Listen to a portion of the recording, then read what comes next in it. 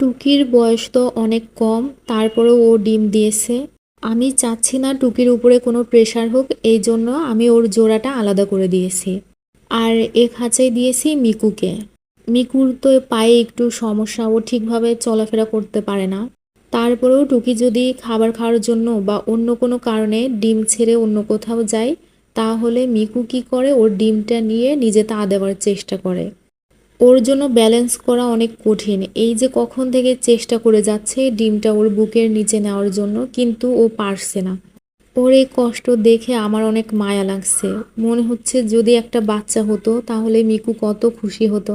Miku তো নিজেই থাকে বুকে ভর করে, তারপরেও বাটির দুই দিকে দুই পাটা রেখে ব্যালেন্স করে ডিমটা ওর বুকের নিচে রাখলো।